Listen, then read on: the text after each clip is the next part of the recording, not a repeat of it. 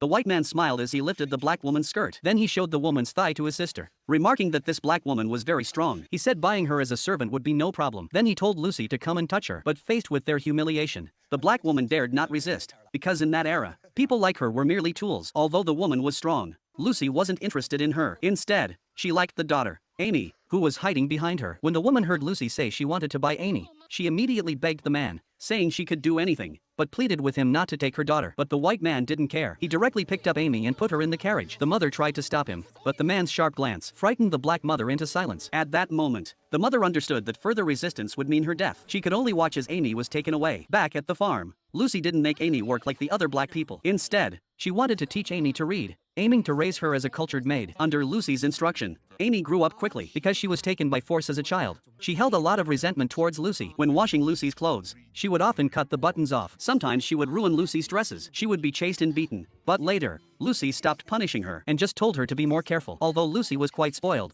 she wasn't very harsh towards black people, which led to the black people not being afraid of her. When Christmas arrived, Lucy wanted to invite friends over for dinner. Because there were many guests, Lucy wanted it to be luxurious. She then sent a male servant to buy several packs of candles. Unexpectedly, the candles cost $2, but the servant asked for $5, saying the price had increased. This made Lucy very angry. She then slapped the servant. Everyone present was shocked. Because of that slap, everyone began to seek revenge. First, they hung Lucy's underwear in the living room. Then they placed unwashed bedsheets on the table. This humiliated Lucy in front of everyone. Amy went even further. She directly gave expensive red wine to the black people outside the window. But a white man discovered this. He immediately called for Amy and snatched the red wine from her hands. This frightened Amy. Faced with this act of theft, he prepared to drag Amy out to be executed. Suddenly, several soldiers came in to report, saying that some black people nearby were rebelling. They had burned the fields and killed several farm owners. To stop the black rebellion, the white people put down their cutlery and picked up their weapons, preparing to go out with the soldiers. Seeing this, Amy suddenly had an idea. She then told Lucy that the black rebels would arrive soon and urged Lucy to leave quickly. This scared Lucy, who immediately packed her belongings and fled the manor overnight. But Amy's intention in persuading Lucy to leave was to take possession of the manor herself. After seeing Lucy leave,